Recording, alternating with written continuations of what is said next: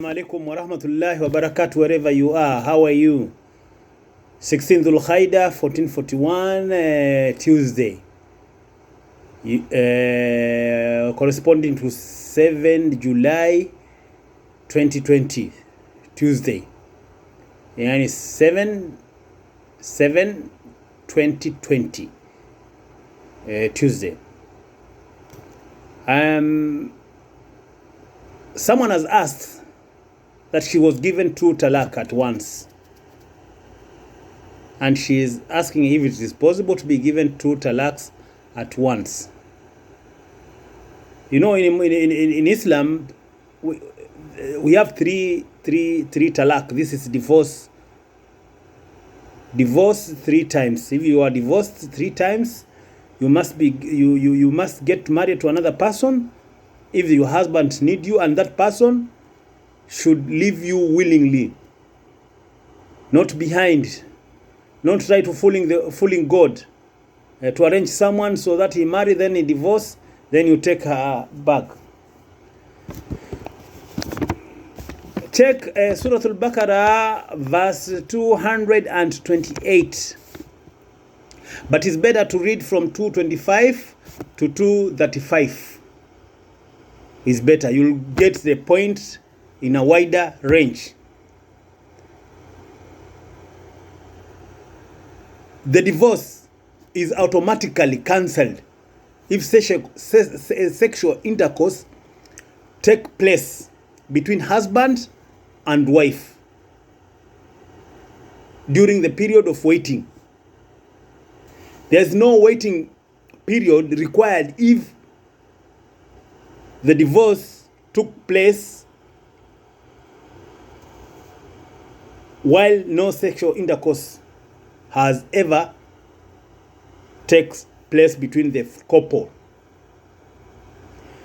Check surah, check ayah, check chapter 65 verse 1 and verse 4 also.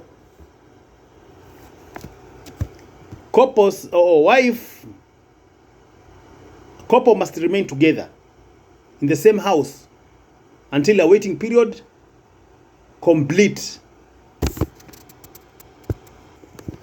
The lady must stay there for 3 months, 3 menstruation period for her. And for those who are pregnant, they must stay there until they deliver the child. The waiting period allows the husband and wife to cool down, discuss the matter, or discuss things and change their mind if possible. So it's not possible to give talaq 2 times or 100 times, because talaq, someone must stay for 3 menstruation period so that she's free, that she has been divorced. But after that period, the husband, if willing, can take her and break that divorce by sleeping with her, even if it is after 10 years. He can take her back, but prescribed time is 3 menstruation period.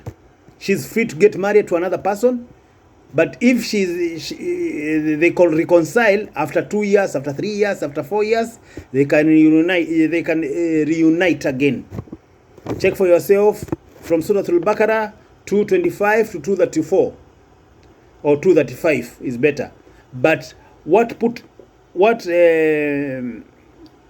remove the doubt of someone's leaving you with 100 talaq or 100 divorce. In us Muslim, we give 3 talaq. We give this 3 divorce.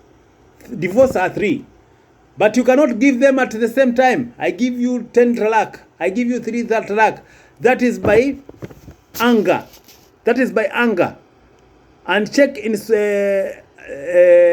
the biggest thing Satan do to human beings is to separate the families. To separate the families or to make people divorce. to break people's house. This is the big thing that they do. Who? Satan. Check Surah Al-Baqarah verse 102, of which witchcraft was descended from God in Babylon. In between two angels, Barut or Marut. But they did not teach people until they tell them, don't teach yourself this witchcraft. If you teach yourself this witchcraft, you will not see the heaven. You will end up in the hell. وَمَا كَفَرَ سُلَيْمَانِ وَلَكِنْ شِيطَانٌ كَفَرَ يُعَلِّمُونَ النَّاسَ الْفَرْقَ بَيْنَ الْمَرْءِ وَالزَّوْجِ. Did not disbelieve Prophet Sulaiman, but Satan, the devils, they disbelieved by teaching people to separate between husband and a wife. And God is very angry in divorce. Satan is happy when people are divorcing, but God is angry. So you have option to make God happy or to make God angry. And those people who are happy people, then they hear so and so has divorced, those are Satan. Themselves, they are Satan. Because you are helping God, you are helping Satan. Because Satan is happy when people they divorce. Some things you don't have to have rocket science or you have diploma or masters. Some things are just to think. Yeah? God hates divorce. Satan loves divorce, people divorcing. So, if you are happy, people who have divorced, you are a devil yourself. You are Iblis, you are Satan. You yourself, you are Satan. Because you must not be happy when people are divorcing. Try to bring them together. If you can, try to bring them together. You can take the husband and talk with him, or you can do, ladies, they can talk with the wife. Yeah.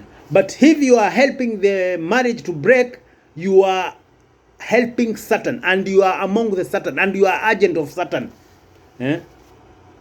You are agent of the Satan. So there is no talak, 2 talak, 3 talak at once. Why? Because we must give that 3-month period.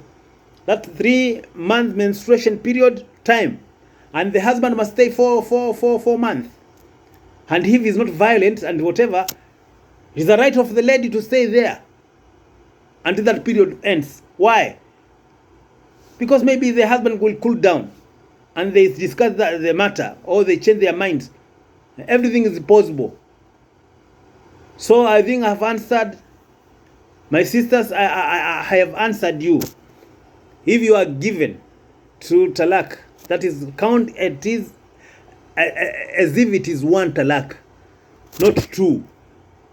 Your husband can pronounce you, I have given you 100 talaks. Count it as 1.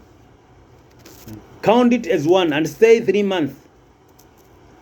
After 3 months, you are okay to get married.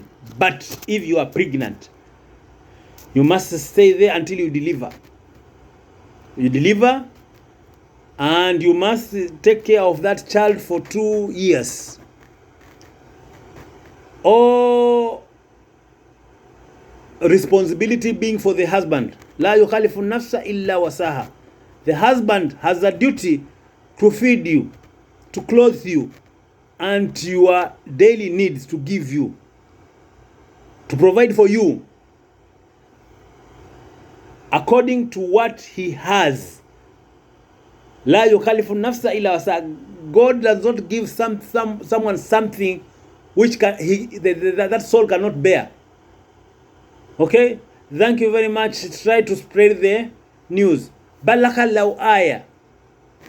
Teach, even if it's 1 verse, teach. And what you cannot go against is about Quran and Hadith of the Rasul. And you have no excuse. You are reading newspaper, you are reading what, you have no excuse. We have Quran, translated Quran. And it is better to take those Quran which has been translated 20 years back. not these ones that are translated nowadays. These that are translated nowadays, they omit some things. Why? To please others people. Huh? I don't want to go to detail with that, but you try to take the old Quran and read it. If you cannot read, give it to your daughter to read for you, or to your son, or your neighbor. Okay? Don't be driven by people, because people, they just drive people. This one is haram. This one, don't do it. This one is a haram. This one is a haram. And they make the religion to be hard, and Islam is not hard. Yeah? Islam is not hard. Make a point of reading. And don't take anything that is not in the Quran. Don't take it. Quran and Hadith. Don't be deceived by people who you think they are very educated, knowledgeable, and whatever. That is their knowledge. Ask him to give you the verse and the ayah and everything. Okay? Thank you very much.